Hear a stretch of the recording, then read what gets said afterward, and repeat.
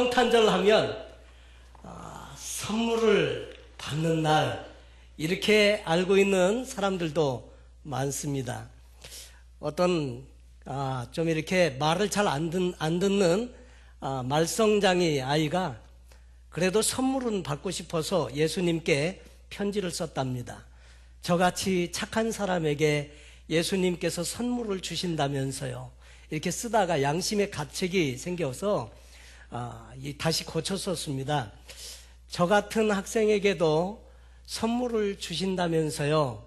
이렇게 쓰다가 그것도 조금 아닌 것 같아서 다시 고쳐 쓰기를, 네, 예수님 저 알아요. 제가 말썽 많이 부리고 또 심술궂고 엄마 말씀도 잘 안 듣고 그런 말썽쟁이라는 거 잘 알아요. 그렇지만 애들에게 선물 주시다가 남은 거 있으면 주시면 안 될까요? 이렇게 쓰다가 이것도 조금 이렇게 자신감이 없어서 선물을 받을 수 있는 확실한 방법이 뭘까 생각하다가 성당회를 갔습니다. 성당에 가서 예수님 마리아상을 몰래 훔쳐다가 집에다가 쇠사슬로 꽁꽁 묶어놓고 잘 감춰놓은 다음에 편지를 다시 쓰기 시작했습니다. 예수님, 나 네 엄마 내가 가지고 있다. 선물 주지 않으면 알지? 이렇게 가지고 편지를 썼다는 이야기가 있습니다. 여러분, 생일 이 성탄에는 선물 받는 날, 선물 물론 많이 주고받고 하면서 마음을 전달하고 할 때 참 좋지요. 그런데 요즘은 이 성탄절을 메리 크리스마스라고 인사하지 못하고 해피 할로데이라고 사람들이 바꿨습니다. 어느 순간에 메리 크리스마스, 크리스마스라는 말을 할로데이로 바꿔가지고 사용하고 있으면서 메리 크리스마스 쓰지 말라는 거예요. 그리고 뭐 이렇게 예수님에 대해서 이야기하지 말라는 거예요. 아니 그러면 자기들은 성탄절 지키지 말면 되지. 그걸 갖고 자꾸 시비 걸고 그러거든요. 그런데 여러분, 원래 이 성탄절의 의미를 알지 못하면요, 그러면 성탄절의 기쁨도 모르고 그냥 세상적으로 즐기는 날로 알고 지내기가 쉽더라 하는 거죠. 우리 김충룡 장로님 그 가정 가시는 그 옆에 보니까 입구에 해마다 그 동네는 크리스마스 데코레이션을 집집마다 얼마나 멋있게 잘하는지 몰라요. 그래서 집 앞에도 가면 모형 기차들이 막 칙칙폭폭 하면서 그 돌고 있고, 사람들이 해마다 오늘 저녁이나 아니면 내일 저녁에 가면 사람들이 또 1,000,000원일 거예요. 파킹할 데가 없습니다. 그래갖고 사람들이 다 집집마다 돌아다니면서 이 집은 참 저 등을 근사하게 해놨네. 다 보고 다니는데 어느 해인가 문득 가다가 이 생각이 들었어요. 이분들이 예수님을 과연 알고 이거 해놨나? 이분들이 예수를 정말 믿는 분들일까? 이런 생각이 들더라고요. 근데 어떤 집은 아예 안 믿는 집인지 하여튼 그 집은 껌껌하게 그냥 불도 다 꺼놓고 그냥 참여 안 하는 집이 있는데 아마 동네에서 욕을 아마 바가지로 먹을지도 모르겠어요. 그런데 그렇게 사람들이 데코레이션을 멋있게 하고 장식을 아름답게 하고 성찬 트리를 착 이렇게 해서 그 분위기를 한껏 살리지만 정작 예수님을 모른다면 성탄절에 무슨 의미가 있냐는 거죠. 다는 아니지만 가끔 이렇게 돌잔치나 이런 데 가보면요, 돌을 정작 맞고 있는 아이는 저 뒤에서 빽빽거리고 울고 있고 어른들끼리만 좋다고 모여가지고 서로 먹고 마시고 막 이러는 그런 돌집도 있더라고요. 여러분, 그런데 예수님 빠져버리면 아무것도 아니더라 하는 거죠. 여러분, 성탄절의 의미를 참 모르는 사람이 많은데 원래 크리스마스라고 하는 말은 크라이스트라고 하는 말과 미사라고 하는 말이 예배라고 하는 말, 그리스도라는 말과 예배라는 말이 합성어가 돼서 크리스마스, 다시 말해서 그 의미는 예수님께 메시아께 예배한다는 뜻이 크리스마스라고 하는 것입니다. 그런데 이 성탄절에 놀라운 복된 소식이 처음에 성경에 보니까 누구에게 전해지게 되었느냐면 한밤중에 양을 치던 목자들에게 전해지게 되었습니다. 베들레헴 들판에서 양치는 목자들에게 전해진 이 소식은, 여러분, 베들레헴 목자는 진짜 별 볼 일 없는 사람이에요. 아무것도 아닌 사람, 가장 천한 직업에 종사하는 사람들의 한 부류입니다. 그런데 그 목자들 곁에 주의 사자가 곁에 서고 주의 영광이 그들을 두루 비침에 크게 무서워하는지라. 갑자기 되어진 일 때문에 어리둥절하고 두려움이 막 이렇게 있을 때 천사가 말하기를 이렇게 말합니다. 무서워하지 말라. 보라, 내가 온 백성에게 미칠 큰 기쁨의 좋은 소식을 너에게 전하노라. 보라, 내가 온 백성에게 미칠 큰 기쁨의 좋은 소식을 너에게 전한다. 어떤 소식은요, 어떤 사람에게는 좋은 소식이지만 어떤 사람에게는 안 좋은 소식일 수 있습니다. 대한민국이 독립했다. 그 말은 한국 사람들에게는 너무나 좋은 소식인데 일본 분들에게는 참 좋지 않은 소식입니다. 그런데 이 천사들이 전해준 소식은 모든 사람에게 다 좋은 소식이었다라는 거죠. 온 백성에게 미칠 큰 기쁨의 좋은 소식, 굿뉴스, 이것이 바로 이 복음에 대한 내용인데 그 내용을 뭘로 소개를 하느냐면 오늘날 다윗의 동네에 너희를 위하여 구주가 나셨으니 곧 그리스도 주시니라. 우리 새벽 송돌 때마다 맨 마지막에 전해주는 메시지, 그 메시지가 바로 이것이었는데 오늘날 다윗의 동네에 너희를 위하여 구주가 나셨으니 곧 그리스도 주시니라. 여러분, 그날은 큰 기쁨의 좋은 소식이 전해진 날입니다. 이 기쁨의 소식은 바로 저와 여러분을 구원하시기 위해서 구세주를 보내주신 날인데 그리스도 곧 주님께서 탄생하셨다는 그런 소식입니다. 영어 성경에는 보니까 곧 그리스도 주시니라, 그리스도라고 하는 말을 메시아라고 되어져 있습니다. 우리를 구원해 주시기 위해서 메시아를 보내주셨는데 그분이 우리의 주님이시다, 그 뜻을 그렇게 소개해 주고 있는 것입니다. 이 이야기를 하면서 그 소식을 전할 때 호련히 허다한 천군이 그 천사와 함께 있어 하나님을 찬송하여 가로되 지극히 높은 곳에서는 하나님께 영광이요 땅에서는 기뻐하심을 입은 사람들 중에 평화로다 하니라. 여러분, 그런데 구세주가 오셨는데 온 인류를 구원하시기 위해서 구세주가 오셨는데 어떻게 오셨나? 성경을 보니까 너희가 가서 강보에 쌓여 구유에 누여있는 아기를 보리니 이것이 너희에게 표적이니라. 강보에 쌓여서 어디에 누여있느냐면 구유에 누여있습니다. 구유라고 하는 말은 소 여물통, 말, 이게 밥 주는 그 그릇을 구유라고 하는데 여러분, 아무도 우리는 구유에서 이렇게 누여있던 그런 경험들이 아무도 없습니다. 거의 대부분의 모든 사람, 아무리 옛날에 가난하고 그래도 말구유에 누인 사람이 거의 없습니다. 그런데 천사가 전해준 말은 너희가 가서 강보에 쌓여서 구유에 누여있는 아기를 볼 텐데 그 아기를 보면 그분이 바로 메시아인 줄 알아라, 이렇게 이야기를 전해준 것입니다. 여러분, 세상을 구원할 왕, 전능하신 하나님이 이 땅에 오셨는데 어떻게 오셨느냐면 사관에조차 여인숙에조차 계실 곳이 없으셔서 마국간에서 나시고 말구유 위에 누이셨더라 하는 거죠.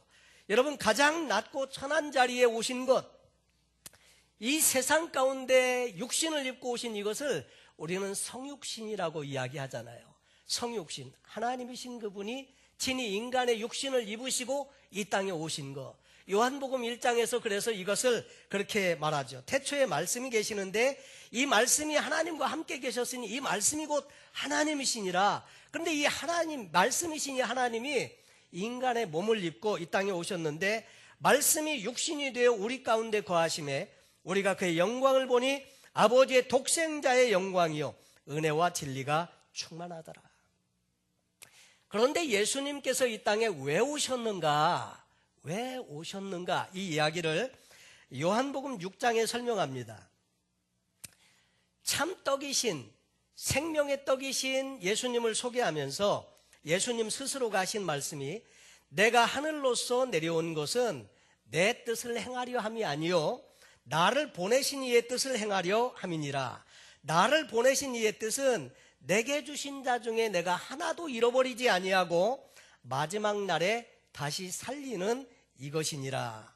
내 아버지의 뜻은 아들을 보고 믿는 자마다 영생을 얻는 이것이니 마지막 날에 내가 이를 다시 살리리라 하시니라. 아버지의 뜻은 구원하시기 위해서, 인류를 구원하시기 위해서, 그래서 아버지의 뜻은 아들을 믿는 자마다 영생을 주시기 위함이라고 했습니다. 예수님께서도 자신의 오신 목적을 요한복음 10장 10절에 뭐라고 말씀하시느냐면, 내가 이곳에 이 땅에 온 것은 양으로 생명을 얻게 하고 더 풍성히 얻게 하려 함이니라. 그래서 예수님께서 이 땅에 오신 목적에 대해서 말씀하십니다. 여러분, 온 우주 만물을 창조하신 하나님이 계십니다. 이 하나님은 인간에게 세 가지 복을 주셨는데, 첫째로는 하나님의 형상을 따라 지음받고 영적인 존재로 사람을 지으셨습니다. 사람과 동물이 다른 점은 사람은 영적인 존재라는 거죠. 두 번째로 이 세상을 정복하고 다스리는 복을 주셨습니다. 그래서 오직 사람에게만 이 땅을 정복하고 다스리는 권세를 주셨는데, 그리고 세 번째 복은 하나님이 만드신 모든 복을 누리면서 살도록 그런 복을 주셨습니다. 이것이 하나님은 창조하실 때 창조의 원리를 가지고 하나님은 창조하셨는데, 하나님께서 새를 창조하실 때는 날개를 주었습니다. 날개를 준 새는 하늘을 날 때 행복합니다. 그리고 이 큰 나무들이 있는데, 이 나무에게는 뿌리가 있습니다. 그 나무는 그 뿌리를 땅에 박고 있을 때 행복합니다. 하나님이 또 물고기를 만드셨죠. 물속에서 살아가는 물고기가 있는데 지느러미가 있고 아가미가 있어서 그리로 호흡을 하죠. 그런데 이 물고기는 물속에 있을 때 행복하죠. 사람은 영을 주셨고 영적인 존재로 만드셨습니다. 그래서 우리는 하나님 안에 있을 때 우리는 행복할 수 있습니다.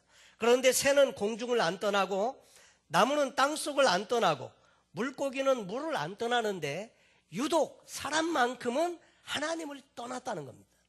그래서 이 하나님을 떠났는데, 왜 하나님을 떠나게 되었느냐면 마귀 사단의 꾀임에 빠져서 죄를 지었기 때문에 하나님 곁을 떠나게 되고, 그래서 이 인간에게는 고통이 시작되었는데, 그래서 영적인 고통이 있습니다.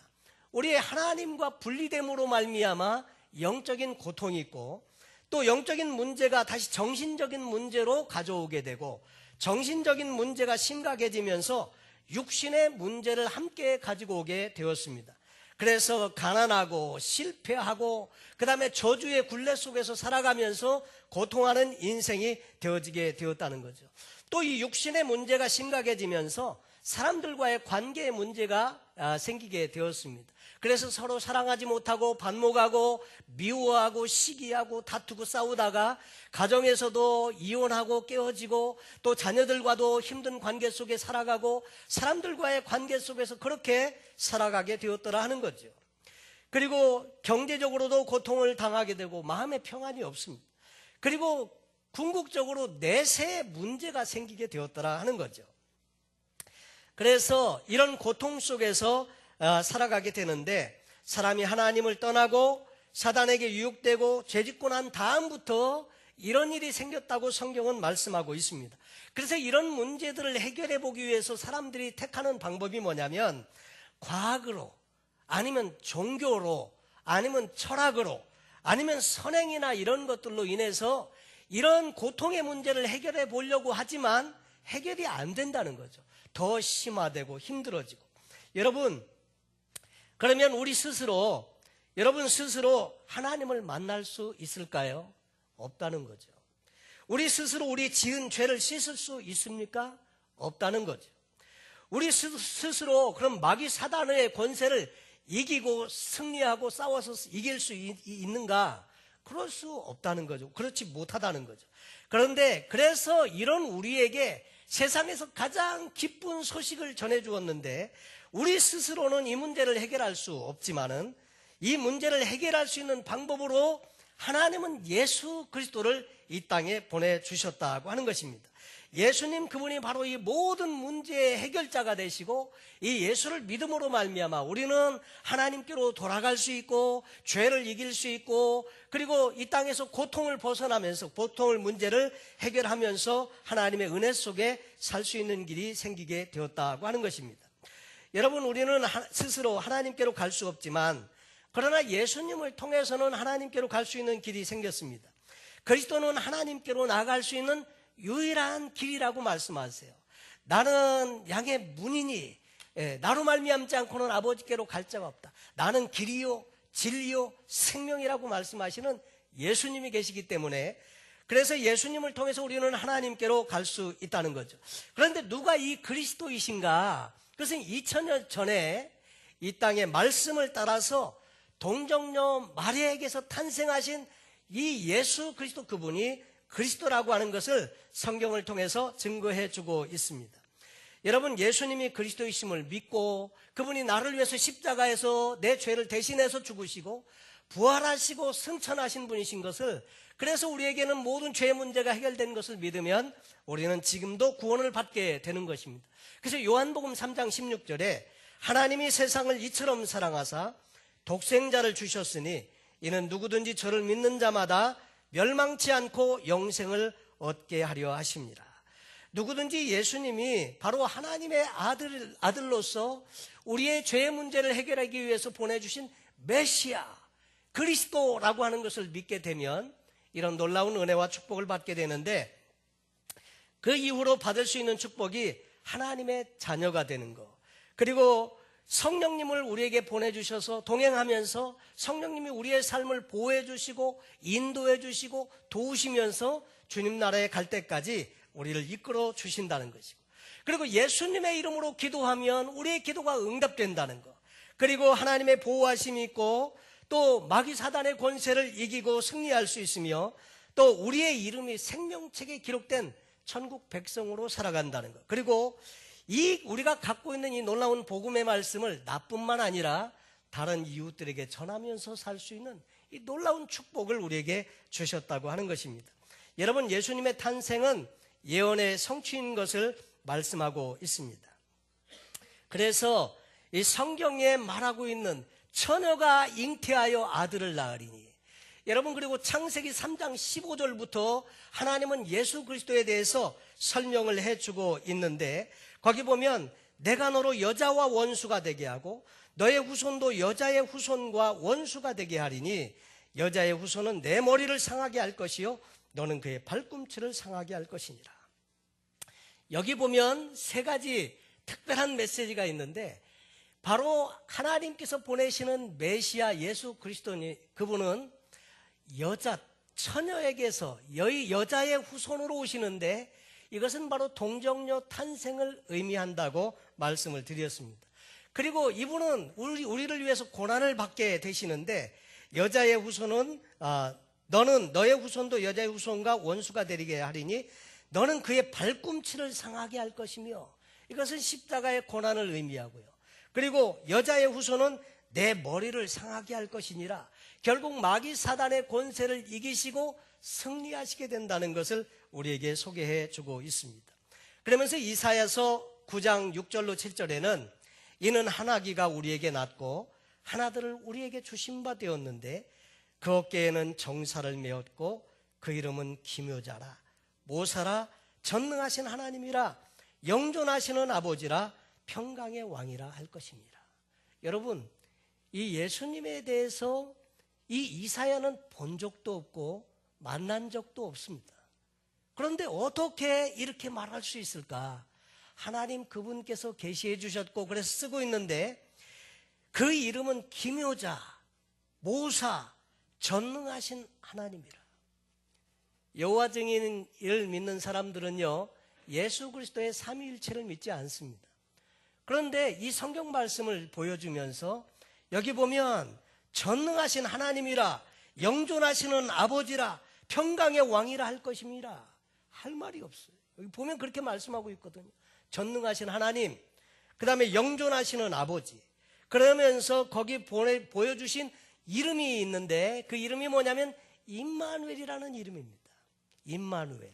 임마누엘의 뜻은 하나님이 우리와 함께 계신다는 뜻이 임마누엘입니다. 여러분, 이 임마누엘로 오신 분, 임마누엘, 보이지 아니하는 하나님이 직접 보이는 인간의 육신을 입으시고 이 땅에 오셔서 함께 사시는 것, 이것이 임마누엘인데, 예수님은 부활하시고 승천하시면서 제자들에게 마지막으로 지상명령을 주시죠.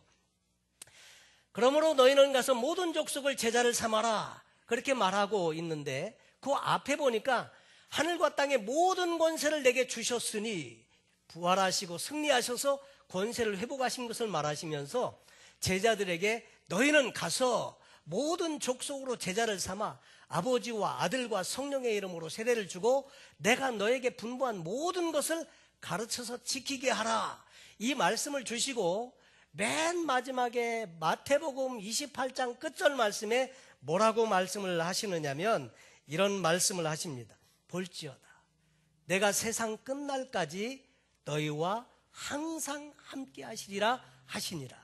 여러분, 이 말씀은 여전히 지금도 유효한 말씀인 줄로 믿습니다. 아멘이십니까? 여기 보니까 볼지어다 내가 세상 끝날까지 너희와 항상 함께 있으리라 하시니라. 여러분, 성탄절은 오고 오는 세대에 큰 기쁨의 좋은 소식이 전해진 날입니다. 인류를 구원하시기 위해서 하나님이 오래 기다리시다가 때가 참에 그 약속대로 메시아를 보내신 사건이었습니다.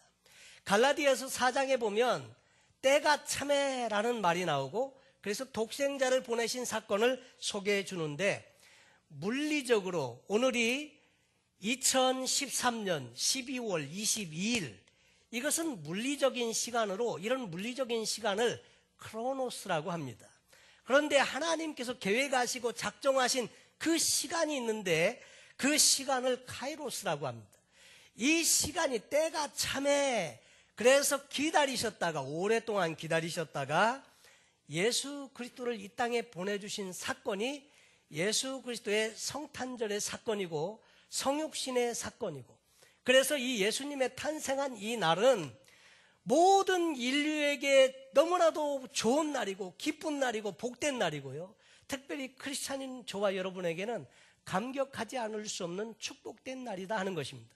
예수 그리스도 없이 구원이 없고, 예수 그리스도 없이 우리가 하나님의 자녀가 될 수도 없고 죄가 사함받을 수도 없는데, 그분께서 저와 여러분을 위해서 이 땅에 강림하신 날, 이것이 성탄절이다 하는 거죠.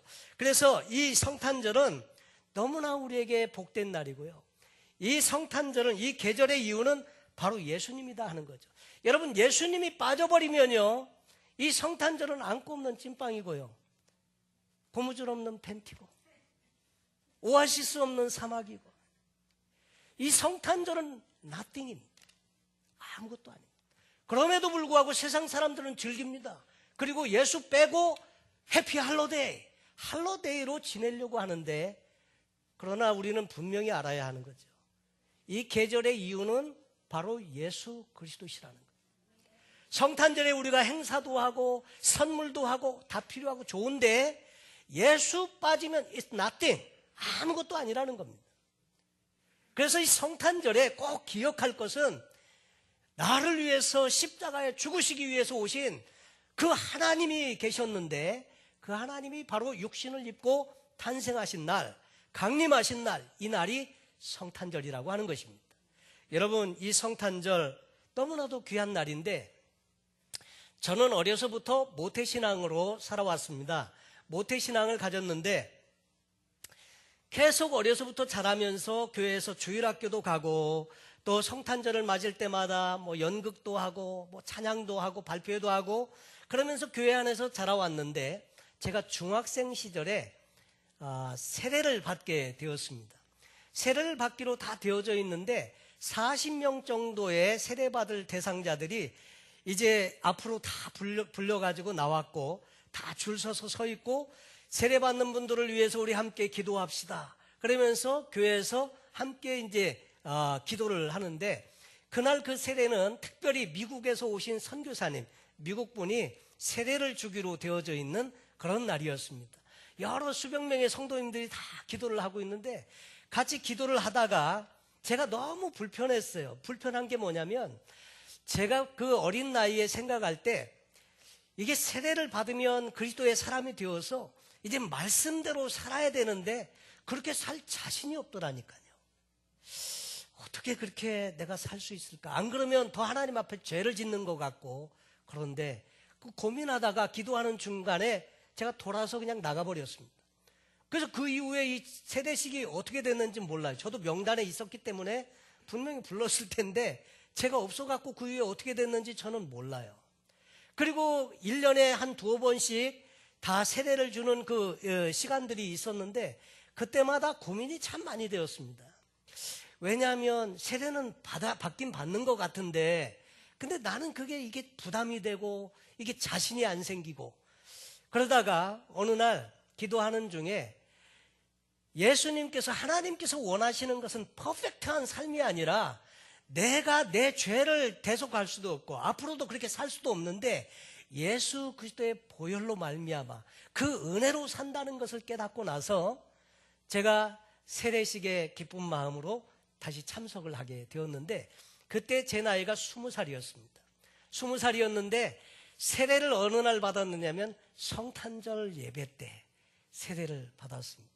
그래서 성도님들이 성탄절 예배를 드리는 중간에 이제 세례식이 있어가지고 강대상에 올라와서 그 다음에 목사님의 이 세례를 받고 그리고 정말 본어게인 크리스찬으로서 기쁨으로 이제 살게 되었는데 여러분 만약에 이 가운데 우리 중에 함께 예배를 드리시는데 아직 예수 그리스도를 저와 여러분의 구세주로 영접하시지 못하신 분이 계시면요 이 복된 날 예수님을 저와 여러분의 구세주로 영접하시기를 바랍니다. 예수님을 내 구세주로 영접하면 우리 주님께서 우리를 하나님의 자녀로 여겨주시고 우리의 모든 죄를 그 십자가의 보혈로 깨끗하게 씻어주시고 존귀하신 하나님의 자녀로 인정해 주시는 것입니다. 여러분 주님 오신 날 예수님을 여러분의 구주로 영접하십시오. 가장 뜻깊은 날이 될 줄로 믿습니다. 그리고 이미 예수 그리스도를 구주로 영접하신 분들은 정말 이 성탄절에는 기쁨과 구원의 감격이 있어야 할 줄로 압니다. 그래서 성탄절 앞에 항상 따라붙는 수식어가 있는데 기쁜 성탄절. 여러분 이 성탄절에는 기쁜 날입니다. 우리를 위해서 하나님이신 그분이 이 땅에 육신을 입고 강림하신 날. 그래서 여러분 이 예수 그리스도를 다시 한번 마음의 중심에 모시시고 이 성탄절은 예수 없으면 아무것도 아니구나. 예수님이 중심에 계셔야 되고 다시 예수님께서 나의 구원자가 되심을 고백하고 그분과 함께하는 정말 기쁜 복된 성탄절 되시기를 예수님의 이름으로 축원합니다. 기도하겠습니다. 하나님 아버지, 세상 사람들은 이 날을 그냥 휴일 정도로 또 연휴 정도로 생각하면서 지내곤 합니다. 그러나 돌아보면 이 날은 인류를 구원하시기 위해서 그 하나님께서 친히 육신을 입고 이 땅에 강림하신 날인데 이 날이 얼마나 기쁘고 벅찬 감격에 정말 기쁜 날인지 모릅니다. 이 성탄의 기쁨이 모든 우리 사랑교회 성도님들께 넘치게 하시고 이 놀라운 기쁨과 감격을 이웃들과 함께 나눌 수 있는 아름다운 절기가 되게 하여 주옵소서. 감사하며 예수님의 이름으로 기도하옵나이다. 아멘.